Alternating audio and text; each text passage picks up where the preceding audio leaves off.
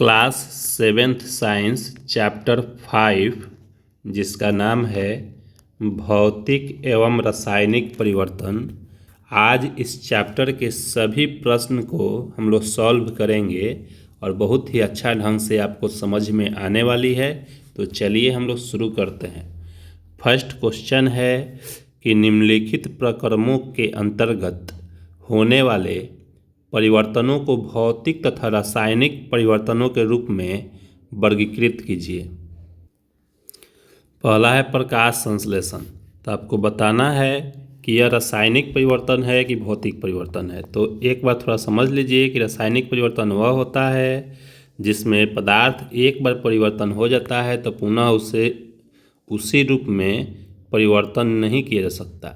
ठीक है, जैसे दूध से दही बनेगा तो फिर दही से दूध नहीं बन सकता है, तो इसलिए दूध से दही का बनना रासायनिक परिवर्तन है। और वैसा परिवर्तन जो एक बार परिवर्तन हो जाए तो पुनः उसी रूप में जो है अभिक्रिया को उल्टा करके हम लोग पदार्थ को ला सकते हैं, तो वह भौतिक परिवर्तन होता है। जैसे जल से बर्फ़ बनना, तो फिर बर्फ़ से जल बना सकते हैं हम। जल को ठंडा करेंगे बर्फ़ बनेगा, अभिक्रिया को उल्टा करेंगे बर्फ़ को गर्म करेंगे तो जल बन जाएगा। तो इस तरह से जो है परिवर्तन को हम भौतिक परिवर्तन कहते हैं। तो चलिए उस आधार पर बताइए प्रकाश संश्लेषण क्या है। तो यह क्या है, रासायनिक परिवर्तन है। ठीक है, यह रासायनिक परिवर्तन है। इसी प्रकार आपको ख नंबर है जल में शक्कर घोलना। तो जल में शक्कर घोलना है तो फिर वाष्पन के विधि से जो है जब शक्कर को जल से अलग किया जा सकता है, तो यह हमारा जो है यह भौतिक परिवर्तन है। यह भौतिक परिवर्तन है। ठीक है, इसके बाद जो है एक ग नंबर है कोयले का जलाना। तो कोयला एक जल का राख हो जाएगा तो फिर राख से कोयला नहीं बन सकता है, तो यह रासायनिक परिवर्तन हो जाएगा। इसके बाद मोम का पिघलना। तो मोम का पिघलाना जो है यह भौतिक परिवर्तन हो जाएगा। एक बार जब मोम पिघल जाएगा फिर उससे पिघले हुए मोम को इकट्ठा करके उससे मोम बना सकते हैं। ठीक है, इसके बाद 4 नंबर क्वेश्चन है एल्युमिनियम के टुकड़े को पीट कर उसका पतला पत्र बनाना। तो पीट कर यदि बनेगा तो फिर उसको गलाकर उससे मोटा भी बन सकता है, तो ये भी भौतिक परिवर्तन है। ठीक है, भोजन का पचना या भोजन का पाचन। तो भोजन जब एक बार पच जाएगा तो फिर पचे हुए भोजन को उससे हम वास्तविक भोजन नहीं बना सकते हैं, तो यह रासायनिक परिवर्तन हो गया। अगला क्वेश्चन देखते हैं। बताइए कि निम्नलिखित कथन सत्य है अथवा असत्य है। यदि कथन असत्य है तो अपनी अभ्यास पुस्तिका में सही करके लिखना है। ठीक है, क नंबर कथन है कि लकड़ी के लट्ठे को टुकड़ों में काटना एक रासायनिक परिवर्तन।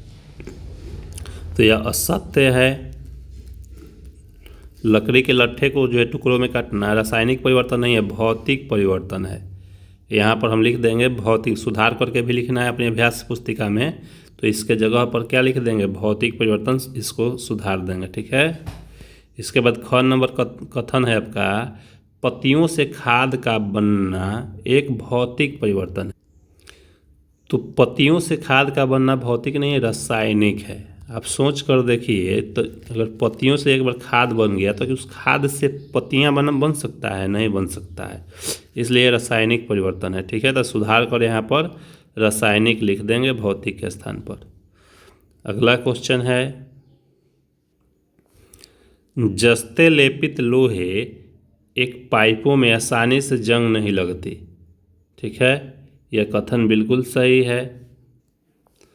अगर किसी पाइप पर जस्ता का लेप चढ़ जाए तो फिर वह पानी या हवा से संपर्क उसका टूट जाता है, इसलिए उसे आसानी से जंग नहीं लगता है, यह सत्य कथन है। फिर है लोहा और जंग एक ही पदार्थ है, गलत है। लोहा अलग पदार्थ है और जंग भी अलग पदार्थ है। ठीक है, तो यह असत्य है। फिर भाप का संघनन रासायनिक परिवर्तन नहीं है, तो यह बिल्कुल सही है। भाप का संघनन जो है रासायनिक परिवर्तन नहीं है, यह भौतिक परिवर्तन है, बिल्कुल सही है, सत्य है। अगला क्वेश्चन देखिए इन सभी क्वेश्चन में हमें जो खाली स्थान है उसके स्थान पर भरना है। ठीक है, तो चलिए इसको भर कर हम आपको एक ही साथ सभी को दिखाते हैं। देखिए इसमें फर्स्ट में उसमें कैल्शियम कार्बोनेट भरेंगे, सेकेंड में सोडियम हाइड्रोजन कार्बोनेट, और थर्ड में पेंट करना या सदलेपन हो जाएगा, और फोर्थ में भौतिक, और फाइव में रासायनिक। ठीक है, इस तरह से आप लोग भर लीजिएगा। अगला क्वेश्चन देखते हैं। जब नींबू के रस में खाने का सोडा मिलाया जाता है तो बुलबुले बनते हैं और गैस निकलती है, ये किस प्रकार का परिवर्तन है? समझाना है। ठीक है, तो इसका आंसर हो जाएगा नींबू के रस में खाने का सोडा डालने पर नया पदार्थ कार्बन डाइऑक्साइड गैस के रूप में निकलता है, इसलिए यह रासायनिक परिवर्तन है। ठीक है, अगला क्वेश्चन देखते हैं। जब कोई मोमबत्ती जलती है तो भौतिक और रासायनिक परिवर्तन दोनों होते हैं, इन परिवर्तनों की पहचान कीजिए।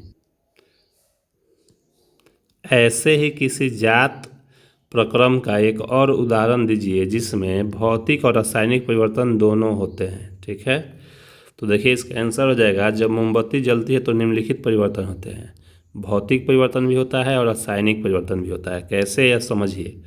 तब मोम का पिघलना तथा पिघले हुए मोम के वाष्प बनना, यह भौतिक परिवर्तन है। और मोम का जलकर गैस, ऊष्मा और प्रकाश देना, अब जो उससे मोम जलता है तो उससे जो गैस निकल गया, ऊष्मा निकल गया और प्रकाश जो दे रहा है, उससे फिर मोम नहीं बन सकता है। लेकिन तो इसलिए रासायनिक परिवर्तन हो गया। लेकिन यह भौतिक परिवर्तन, जो मोम पिघल गया तब पिघल कर जो नीचे इकट्ठा होता है उसको फिर हम मोम बना सकते हैं, इस तरह से वह भौतिक परिवर्तन है। तो एक ही क्रिया भौतिक और रासायनिक दोनों है। तो प्रश्न कह रहा है इसी प्रकार का एक और उदाहरण दीजिए। तो देखिए यहाँ इस प्रकार का एक उदाहरण दिया गया है कि इसी प्रकार के प्रक्रम का एक अन्य उदाहरण रसोई घर में द्रवित पेट्रोलियम गैस का उपयोग है। ठीक है, जो हम लोग सिलेंडर में जो यूज करते हैं, सिलेंडर में यह द्रव के रूप में होता है। जब यह सिलेंडर से बाहर आती है तो यह गैस बन जाती है, यह एक भौतिक परिवर्तन है। गैस बाहर निकलने के बाद जलती है और यह रासायनिक परिवर्तन है। ठीक है, गैस को इतना ना सिलेंडर में प्रेषित करके उसमें संपीड़ित करके रखा जाता है कि वो द्रव में सिलेंडर के अंदर होता है। ठीक है, अगला क्वेश्चन देखिए। आप कैसे दिखाएंगे कि दही एक जमना रासायनिक परिवर्तन है? तो दही का जमना एक रासायनिक परिवर्तन है क्योंकि दही दूध से भिन्न पदार्थ है और यह दूध पर जीवाणु की क्रिया से बनती है। दही में अलग स्वाद, गंध एवं गुण होते हैं। अब जिसके परिवर्तन के बाद उसका गुण अलग हो जाए, उस रासायनिक परिवर्तन होता है। ठीक है, तो इस तरह से हम दिखाएंगे कि दही का जमना एक रासायनिक परिवर्तन है। 7 नंबर प्रश्न है कि समझाइए कि लकड़ी के जलने और उसे छोटे टुकड़ों में काटने को दो भिन्न प्रकार के परिवर्तन क्यों माना जाता है? तो लकड़ी का जलना एक रासायनिक परिवर्तन है क्योंकि जलने पर कार्बन डाइऑक्साइड एवं राख जैसे नए पदार्थ बनते हैं, मतलब नया गुण वाला बनता है। ठीक है, जिनके गुण लकड़ी से अलग होते हैं, इसलिए वह रासायनिक परिवर्तन है। लेकिन लकड़ी के छोटे छोटे हम टुकड़ों में काटेंगे तो यह भौतिक परिवर्तन है क्योंकि इस प्रक्रिया में कोई नया पदार्थ तो नहीं बन रहा है। ठीक है, और लकड़ी के छोटे छोटे टुकड़ों के गुण भी लकड़ी के बड़े बड़े टुकड़े के गुण के समान ही होते हैं। चाहे लकड़ी को कितना भी छोटा कर दीजिए, उस छोटा वाला का जो गुण होगा वही बड़ा वाला का गुण होता है। तो जिसका गुण समान रहेगा परिवर्तन के बाद भी तो वह भौतिक परिवर्तन होता है, और जिसका गुण समान नहीं होता है वह रासायनिक परिवर्तन होता है। चलिए अगला क्वेश्चन देखते हैं। 8 नंबर प्रश्न है, कॉपर सल्फेट के क्रिस्टल कैसे बनते हैं, इसका वर्णन कीजिए। ठीक है, तो इसका आंसर हो जाएगा, कांच के एक बीकर में लगभग आधा कप पानी लीजिए, पानी में कुछ बूंदे तनु सल्फ्यूरिक अम्ल की डालिए, जल को गर्म कीजिए। जब जल उबलना आरंभ कर दे तो धीरे धीरे इसमें कॉपर सल्फेट के चूर्ण निरंतर विलोडित करते हुए मिलाएं, मतलब उसे डालते हुए मिलाना है।